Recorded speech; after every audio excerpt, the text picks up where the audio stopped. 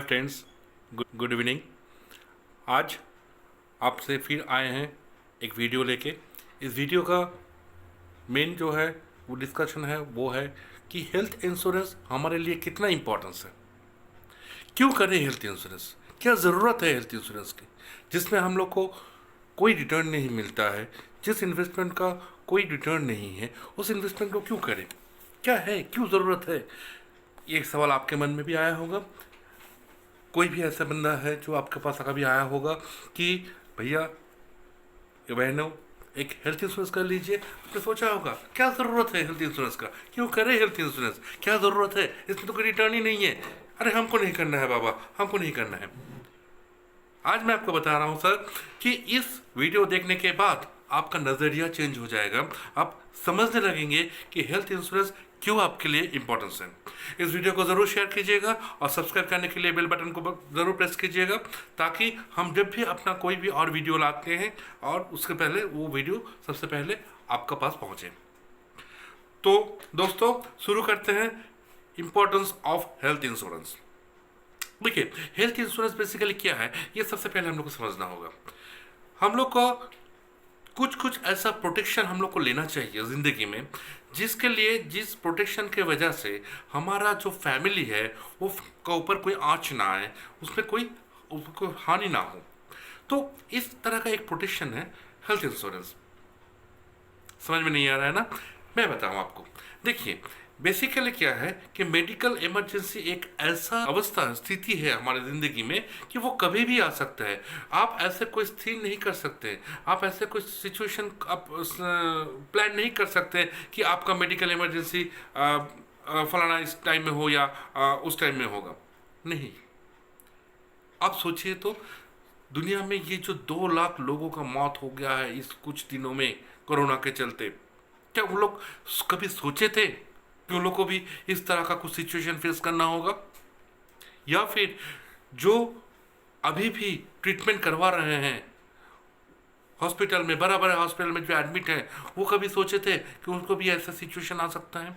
तो देखिए, medical emergency एक ऐसा सिचुएशन है जो हम लोग को कभी भी ज़रूरत पड़ सकता है।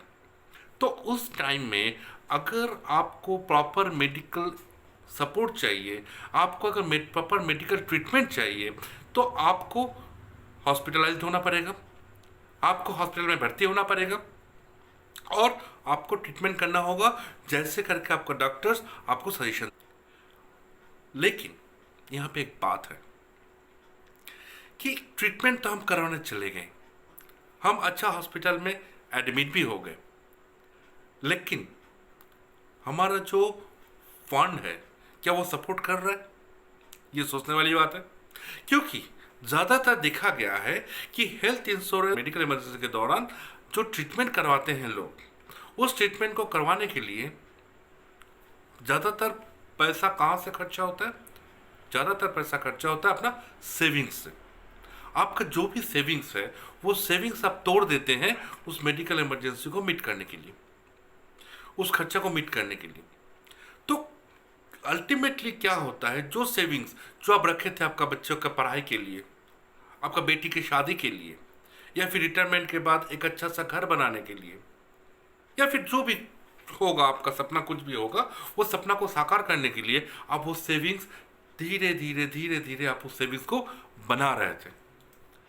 परंतु क्या हुआ, एक ही झटके में आपका वो सारा सेविंग्स निकल गया। क्यों? क्योंकि आप जो मेडिकल इमरजेंसी है उस मेडिकल इमरजेंसी को आप इग्नोर नहीं कर सकते।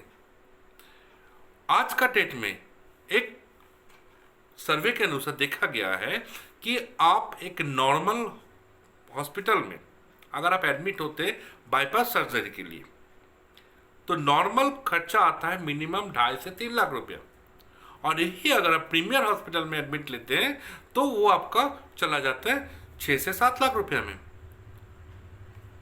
एक अगर किसी को कोई अगर नी ट्रांसप्लांटेशन करते हैं कोई भी नॉर्मल हॉस्पिटल में, तो उसका खर्चा आता है 2 से 3 लाख रुपया।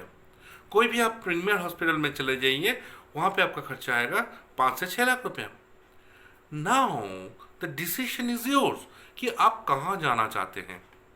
तो दोस्तों, अगर आपका फंड अगर आपको सपोर्ट करेगा तो आप ज़रूर प्रीमियर हॉस्पिटल चूज करेंगे, आप ज़रूर बढ़िया से बढ़िया ट्रीटमेंट चूज करेंगे, क्योंकि आपका पास वो फंड का सपोर्ट है। लेकिन दोस्तों, दुख की बात यह है कि अभी तक हमारे इंडिया में, भारत में ओनली 14% लोग हैं जो कि अपने इच्छा से, अपनी इच्छा के अनुसार वो ट्रीटमेंट चूज करते हैं कि कहाँ जाना है।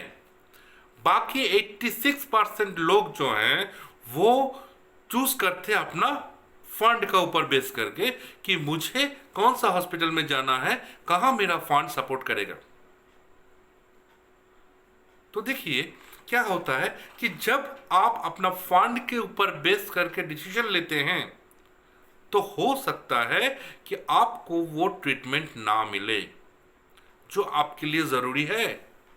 क्योंकि आप जानते हैं कि अगर हमको अच्छा हॉस्पिटल में अगर हम चले जाएं तो वहाँ पे जो खर्चा होगा, वहाँ पे जो ट्रीटमेंट का कॉस्ट आएगा, भले बढ़िया से बढ़िया हमको ट्रीटमेंट मिले, बढ़िया से बढ़िया डॉक्टर्स का सजेशन मिले, लेकिन मेरा फंड मुझे वो सपोर्ट नहीं करेगा ताकि मैं वो अच्छा से अच्छा हॉस्पिटल का ट्रीटमेंट का बेनिफिट ले सकूं। क्योंकि आप उस टाइम में आप ये सोचेंगे कि कितना कम से कम मुझे खर्चा हो रहा करना पड़े। लेकिन सोचिए कुछ ऐसा क्रिटिकल इलनेस अगर हो जाए, मान के चलते कोविड, इस कोरोना का जो ट्रीटमेंट है, ये ट्रीटमेंट आज अगर कोई एक प्राइवेट हॉस्पिटल से करता है तो सारा टेस्ट, सारा कुछ लेके, वेंटिलेशन चार्ज, खर्चा सब कुछ लेके मिनिमम 8 लाख का रुपया का तक का आपका खर्चा होगा। ये मैं नहीं बता रहा हूँ सर, ये सर्वे बता रहा है, ये रिपोर्ट बता रहा है कि ये एक कोरोना का, एक कोविड-19 का ट्रीटमेंट का कॉस्ट है 8 लाख रुपीस। लेकिन जो कि सरकारी अस्पताल में जिसको ये सुविधा मिल रहा है, भले वो फ्री ऑफ कॉस्ट कर रहा है, लेकिन सरकारी अस्पताल का भी तो एक लिमिटेशंस है। आज अगर आपका कोई भी जान पहचान या आपका कोई भी रिलेटिव्स है, खुद आपको अगर आज कोविड में अगर आप अफेक्टेड होते हैं, कोविड अफेक्टेड अगर हो जाते हैं, तो क्या आप वेट करेंगे कि सरकारी अस्पताल में कब मुझे बेड मिले, कब हम वहाँ पर जाए ट्रीटमेंट करने के लिए, कब मुझे फ्री में ट्रीटमेंट मिले? आप नहीं करेंगे सर।